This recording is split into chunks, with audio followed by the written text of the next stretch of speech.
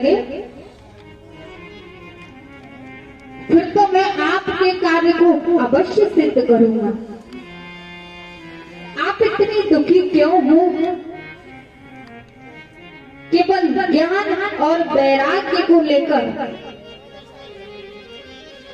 नारद जी कहने लगे, मैं अवश्य तुम्हारा दुख दूर करूंगा। तो नारद जी ने ज्ञान और वैराग्य के कानों में शास्त्रों का सार सुनाया, वेद वेदांतों का पाठ सुनाया, लेकिन उन पर तनिक भी असर नहीं। तो नारद जी ने फिर से उनके कानों में गीता का पाठ सुनाया। उनके कानों में जब सारा ज्ञान सुनाया, लेकिन उन पर तनिक भी फर्क नहीं पड़ा। तब नारद जी भक्ति माता को वहीं छोड़कर और ज्ञान वैराग्य को वहीं छोड़ करके सनत कुमारों के पास आए।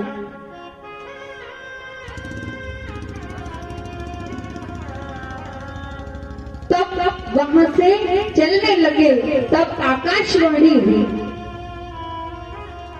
आकाशवाणी हुई तो आकाशवाणी ने कहा, सत्कर्म सूचको नूनम ज्ञान यज्ञ स्मृतो बुद्धे श्रीमद् भागवताला सातु गीत शुकादिवे। तब आकाशवाणी होती है। आकाशवाणी ने कहा, हे नारद, तुम यदि ज्ञान और वैराग्य को, उनके बुढ़ापे को दूर करना चाहते हो और भक्ति के कष्ट की निवृत्ति करना चाहते हो, तो उसके लिए तुम्हें सत्कर्म करना पड़ेगा। सत्कर्म के बारे में आकाशवाणी ने कहा। तब सनत कुमारों ने कहा, आकाशवाणी ने सत्कर्म के बारे में बताया है। नारद जी कहने लगे, लेकिन मैंने तो ज्ञान और वैराग्य के कानों में वेद वेदांतों का पाठ सुनाया, गीता का सार सुनाया, लेकिन तनिक भी फर्क नहीं हुआ। वो भी तो सत्कर्म है। जब वेदों का पाठ सुनाया, उन पर कोई फर्क नहीं पड़ा। तब ऋषि कहने लगे, देखो नारद, भक्ति के कष्ट की निवृत्ति का सर्वोत्तम केवल एक ही साधन है, श्रीमद् भागवत कथा ज्ञान यज्ञ। श्रीमद् भागवत ज्ञान यज्ञ सप्ताह प्रवचन। कुमार कहने लगे, केवल श्रीमद् भागवत कथा ही है जिससे कष्ट की निवृत्ति हो सकती है। और आप भक्ति देवी के कष्ट की निवृत्ति करना चाहते तो आपको ज्ञान यज्ञ करना पड़ेगा। नारद जी कहने लगे, लेकिन मैंने तो उनके कानों में वेद वेदांतों का पाठ सुनाया, गीता का सार सुनाया, उससे तो केवल ज्ञान यज्ञ करने से क्या होगा? तब ऋषि कहने लगे, सुनो नारद, वेद केवल वृक्ष है। वेद क्या है? वृक्ष। और भागवत उसका फल है। वेद वृक्ष है और भागवत उसका पका हुआ फल है। वेद रूपी कल्प वृक्ष का अमृतमय फल श्रीमद् भागवत है। और बिना वृक्ष के फल कभी होता ही नहीं। होता है क्या? बिना वृक्ष के फल कभी होता है क्या? नहीं होता। इसीलिए सनत कुमार जी कहने लगे, बिना वृक्ष के फल कभी होता ही नहीं। जो स्वाद फल में होता है वो कभी वृक्ष में होता है क्या? होता है? नहीं होता। उसी प्रकार वेद तो केवल वृक्ष है, उसका फल तो श्रीमद् भागवत है। इसीलिए नारद जी से कहा आपको ज्ञान यज्ञ करना पड़ेगा, जिससे भक्ति देवी के कष्टों की निवृत्ति होगी।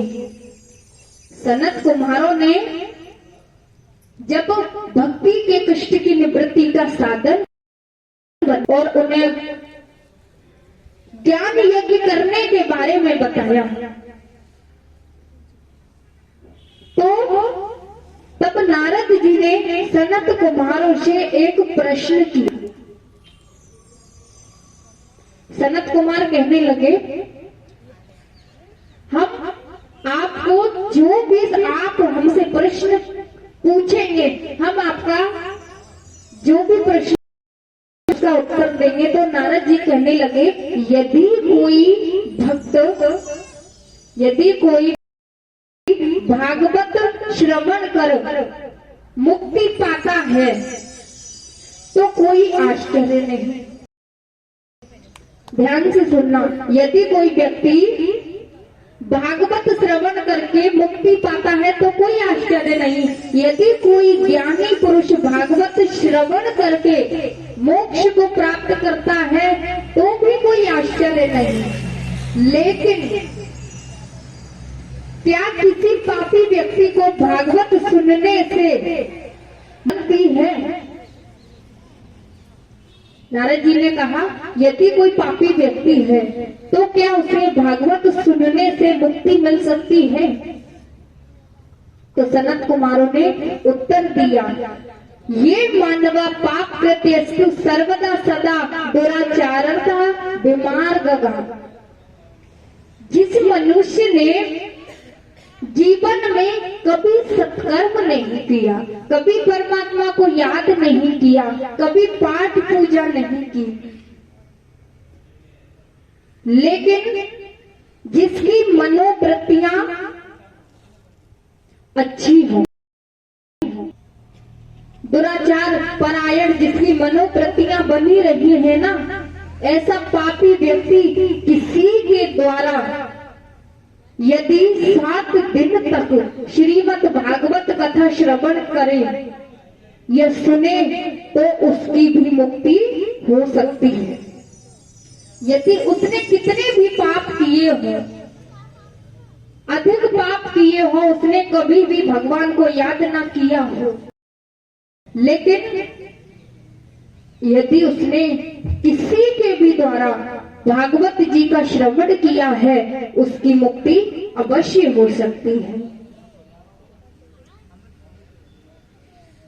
इसीलिए नारद जी ने कहा अब उसकी प्राप्ति तो हो सकती है। अब नारद जी ने भक्ति देवी के कष्ट की निवृत्ति का साधन अवश्य मंजूर किया और भक्ति देवी की कष्ट की निवृत्ति के लिए श्रीमद् भागवत कथा का ज्ञान यज्ञ भी करवाया, जिससे भक्ति देवी के कष्ट की निवृत्ति हुई और ज्ञान वैराग्य का बुढ़ापा दूर हुआ।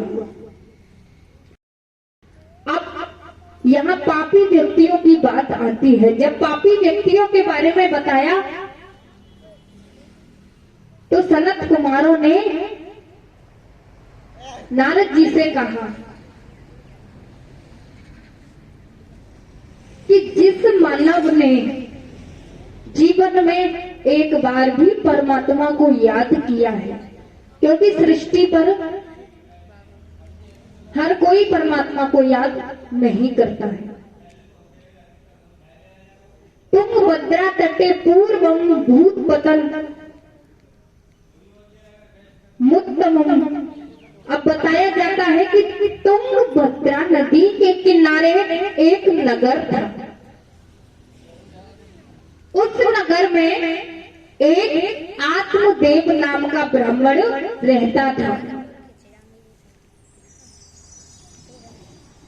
आत्मदेव नाम के ब्राह्मण जब वहां पर रहते थे, आत्मदेव का अर्थ है जो अपनी आत्मा में देवत्व का दर्शन करे, उसे ही आत्मदेव कहते हैं। आत्मदेव और कोई नहीं, हम और आप सब ही आत्मदेव हैं। जो अपनी आत्मा में देवत्व का दर्शन करे वही आत्मदेव है। आत्मदेव की पत्नी का नाम है धुंधली। जैसा नाम था वैसे ही गुण थे। बड़ी कर्कश, बड़ी झगड़ालू, सारी बुराइयां धुंधली के अंदर थी।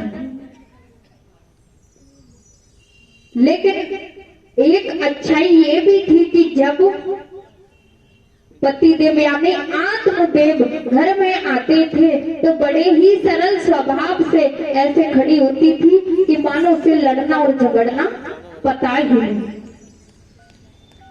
आत्मदेव की पत्नी धुंधली जब आत्मदेव के सामने सरल स्वभाव को लेकर खड़ी हो जाती है, धुंधली का स्वभाव बहुत ही बुरा था। लेकिन आत्मदेव कहते थे अच्छी पत्नी भाग्य से मिलती है, लेकिन बुरी पत्नी तो सौभाग्य से मिलती है। ऐसा क्यों? अच्छी पत्नी भाग्य से और बुरी पत्नी सौभाग्य से, क्योंकि आत्मदेव कहते थे, उदाहरण के लिए गोस्वामी तुलसीदास, कालिदास जैसे कई बताए गए हैं, लेकिन उनकी पत्नी जो धुंधली थी, अगर आत्मदेव को बुरा भला ना कहती तो आज जगत में उनके नाम का डंका कैसे बजता। जो श्रीमद् भागवत कथा है, उस श्रीमद् भागवत कथा जैसे ग्रंथों में भी